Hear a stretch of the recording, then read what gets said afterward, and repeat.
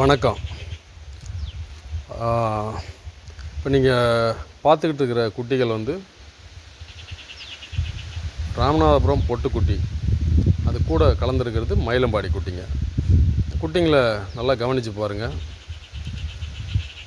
எல்லா குட்டியுமே சோர்வாக இருக்கும், எல்லாமே நோய் பாதிக்கப்பட்ட குட்டிங்க. கிட்டத்தட்ட இந்த குட்டிகள் வந்து 2 மாதத்துக்கு முன்னாடி துபாயில் இருக்கிற ஒரு நண்பர் என்கிட்ட ஒரு 40 மயிலம்பாடி குட்டி வாங்கினார். இந்த குட்டிகள் எல்லாம் கொண்டு வந்து நல்ல தெளிவான குட்டி தான். குட்டிகள் வந்து பார்த்திங்கன்னா நல்லா இருந்துச்சு குட்டிங்க. இது முதல் முறையாக அவர் வந்து வாங்கி இந்த தொழிலுக்குள்ளே வந்தார். இந்த குட்டிகளை கொண்டு போய் அவர் ஒரு ஃபார்மில் திருச்சிக்கு பக்கத்தில் மணப்பாறை போகிற வழியில் இந்த குட்டிங்களை விட்டுட்டு வேலைக்கு ஒரு ஃபேமிலியை போட்டுட்டு அவர் மறுபடியும் வேலைக்கு போயிட்டார். போன 15 நாளில் பார்த்திங்கன்னா தினமும் ஒரு குட்டி சாக ஆரம்பிச்சிருக்கு. என்ன காரணம் அப்படின்னா குட்டிங்க நோய் அப்படின்னாங்க. என்னென்னு போய் பார்த்தா, ஏதோ உடம்பு சரியில்லைன்னா மெடிக்கல் ஷாப்புக்கு போகிறது, கண்ட மருந்தை வாங்கி போகிறது ஒரு முறையில்லாத பராமரிப்பு. நம்மக்கிட்ட வாங்கின குட்டி மட்டும் பாதிக்கப்பட்டிருந்தால் நம்ம நோயில் கொடுத்தோம், அந்த மாதிரி ஏதாவது நமக்கு சங்கடமாக இருக்கும். பொட்டுக்குட்டி வாங்கிட்டு வந்தாங்க இல்லையா, அது வேறு இடத்துலேருந்து வாங்கினது, அந்த குட்டிங்களுக்கும் அதே பாதிப்பு. அதுங்க கொஞ்சம் நோய் தாங்கக்கூடிய சக்தி உள்ள குட்டிங்கன்றதுனால அதுங்க கொஞ்சம் ஓரளவு தாங்கியிருக்கு. வேறு வழி இல்லாமல் அந்த குட்டிகளை வந்து நீங்களே கொண்டு போயிருங்கண்ணே, ஏதாவது பண்ணி முதல் தேத்தி கொடுங்க அப்படின்ற மாதிரி அவர் அங்கேருந்து கேட்டுக்கிட்டார்.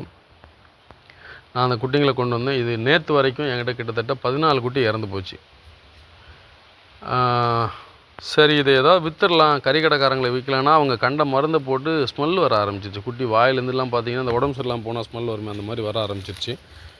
2000 ரூபாய்க்கு 3000 ரூபாய்க்கு கேட்குறாங்க குட்டியை. எனக்கு அதை கொடுக்க முடியல. வளர்ப்புக்கு யாருக்காவது கொடுக்கலன்னா நம்ம மறுபடியும் கொடுத்து அது வந்து யாரோ ஒருத்தர் பாதிக்கப்படுவாங்க. அதனால் அதுக்கும் கொடுக்கல. நானே மருந்து போட்டு ஒரு மாதிரி தேறி இன்றைக்கி இப்போ தான் ஓரளவுக்கு மேய்ச்சல் எடுக்க ஆரம்பிச்சிருக்குங்க. இப்போயும் 2-3 குட்டி இருக்குது. 4 குட்டி தனியாக ஒதுக்கி விட்ருக்கேன். என்கிட்ட ஒரு 10-20 குட்டி இருந்துச்சு. அந்த குட்டியும் இதில் தான் விட்டுருக்கேன். ஓரளவுக்கு தெளிஞ்சு இப்போ மேய ஆரம்பிச்சிருக்குங்க குட்டிங்க. இதனால் நான் என்ன சொல்கிறேன்னா, நண்பர்களுக்கு நீங்கள் தெளிவாக நீங்கள் நின்று பார்த்து ஒழுக்கமாக செய்ய முடியும்னா இந்த தொழிலுக்குள்ளே வாங்க. அப்படி இல்லைன்னா இதை செய்யாதீங்க.